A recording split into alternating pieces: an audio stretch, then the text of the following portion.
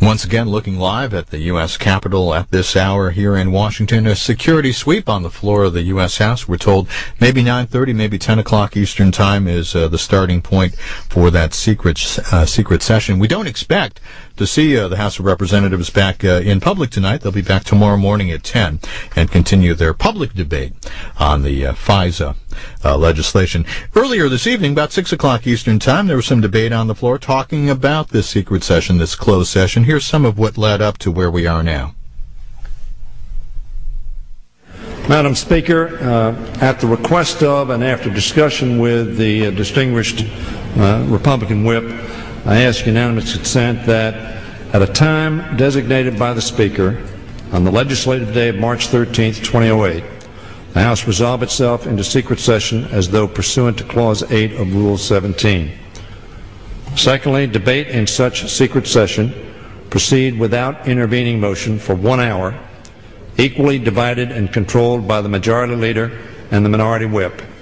And thirdly, at the conclusion of that debate, the secret session shall be dissolved. Reserving the right to object, Madam Speaker. Gentleman is recognized. I'd like to, the Leader, I believe I heard you say Clause 8. Did you mean Clause 9? Clause 9. Clause 9. And this secret session would be convened at some time by the Speaker today when the room has been secured and would dissolve at the end of an hour of discussion. Is that the way I understand the... That's what the consent agreement contemplates. Consent agreement? Pursuant to our discussions. Continue his point of reservation. I think I can withdraw my reservation. Gentleman withdraws his point. Reserving the right to object. We get notice. Gentleman for Ohio. Would the gentleman from Maryland yield to question? Certainly. No. But you may want to stay. Can you divulge to this House what is going to be discussed? Not the content of it, but the topic that's going to be discussed. My presumption is, and I think that's accurate because of my discussions with the Republican whip, and the discussion will be with reference to the Foreign Intelligence Surveillance Act. And is it the debate that will take place regarding the Foreign Intelligence Surveillance Act? What would conceivably be the nature of that debate? I can't tell you that because I don't know. But there's going to be debate. Is it going to be debate over legislation? I presume, I tell the gentleman from Ohio, that it certainly will relate to the legislation that we'll be then considering probably at this point in time tomorrow. Does the gentleman in his long experience in the House, could he communicate to those who have, in my case, been in this House 12 years or less, any time in your experience where the House has debated legislation in secret? My presumption is that we will not debate the legislation in secret. Not only is that my presumption, I think we clearly will have public debate tomorrow on the bill. The Minority Whip came to me indicating that there were things that he thought the members ought to have knowledge of that he was of the opinion could not be divulged in public debate. There is a provision under our rules to accomplish that objective. After discussion with him and limitation on the time, so that we could in fact get to a vote on what we believe is very important legislation, we have agreed to this arrangement. Again, it's limited, but we did not want to be, nor are we in the position of saying to the Minority Whip, if he has such information, that we want to preclude that from being offered, because we want no indication that any information is being withheld. That is appropriate, obviously. There are going to be restrictions, obviously, even in the context of the session. My friend has said two things. One is that there's an assumption that it's going to be about FISA, and another one is that there is going to be a debate of sorts. When I asked the question, if you are aware of whether or not anything like this has happened before. Oh, I'm sorry. With respect to, we're talking about specific legislation that is before this House, whether or not anyone, would the gentleman know, what is the precedent for this? Is this unprecedented that the House of Representatives would be meeting in secret preliminary to legislation that it intends to pass? I haven't experienced this in my time, and for information purposes, I would ask the gentleman who's been here, I think, 26, 28 years, if in his experience he can remember that. I thank the gentleman. In responding to him, I believe, and I'm not frankly absolutely positive, and I'm hoping that somebody, perhaps on the Intelligence Committee staff or others on the House, well, can I make an observation? I believe that during the early 80s or middle 80s, with reference to the 1983 on Contragate, there was such 19 a when? 83. On what? Contragate. As you know. Iran-Contra? Yes.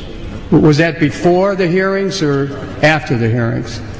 I don't know the answer to that question. If Mr. Blunt Well, I mean, there's relevance there. If you'll yield to Mr. Blunt, you may be able to offer my friend, Mr. Blunt. My friend, I didn't quite hear your last question. Was it before or after what? Yeah, I asked, it said it was on Iran-Contra, that there was a... It was not on Iran-Contra. It was 1983, and it was on Contra. In fact, our colleague from Florida, Mr. Young, called for that secret session in 1983. There was also a secret session in 1979 and in 1980. So there have been three of these. They were in recent years, but it's obviously been a long time since 1983. And they were preliminary to the passing of legislation.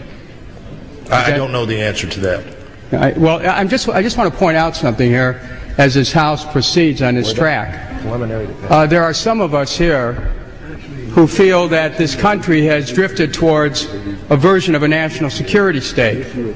When the House begins to meet in secret on matters that relate to security prior to legislative acts, it raises questions about the Constitution of the United States. I know I'm familiar with my friend's awareness that the Constitution gives the Congress the ability to make its own rules. I also understand from the First Amendment that Congress wouldn't restrict any establishment of free speech. This is the citadel of free speech. This is the only place in America that someone can stand and say anything they want at any time and be free from any kind of illegal attack. Once we close that up, we're changing the nature of it at a time when this country's at war, when there's been questions raised about secret meetings and what was told with respect to torture, about secret meetings and what was told with respect to rendition, about secret meetings and what was told with respect to private corporations doing wiretapping. I just want the members of this House to incorporate that in their reflections when we proceed to approve an agreement for a secret meeting. I'd also like to state this, to just share my experience, and that is without referring to any content of any secret meeting I've been in, and I've been in a few at the beginning of my term in the House. I have found from my own experience, that secret meetings end up being occasions for the communication of information of at least, at best, dubious value, and I'm not in any way impugning the motives of my good friends who are asking for a secret meeting in this case. But I'm sharing with you my experience prior to this moment, that secret meetings have been the occasion to communicate information that hasn't particularly been forthright or true.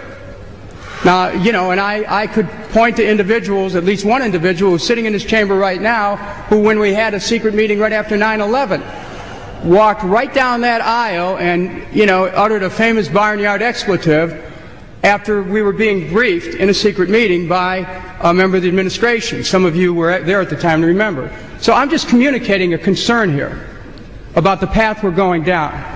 And, you know, I can only do that. I am going to I will not attend that meeting. I will withdraw my objections, but I want to have my friends here know that we ought to be proceeding with the utmost caution in going into this direction. The gentleman withdraws his objection. Is there objection? I am not going to be attending such a session. I believe that it violates the spirit of this House, but I will withdraw my objection since my good friend feels that this is the path that he has to go. Thank you. Madam. Is there further objection? Reserving the right to object. The gentleman from Arizona. Would the leader yield for 2 questions? Yes. As I understand the situation, we're going to secure the chambers, and in securing the chambers, it would mean, I think it means that from the cloakroom, the people who work the cloakroom, who usually tell us when the chamber will be cleared, how are they going to communicate that we can come back in for the secret session?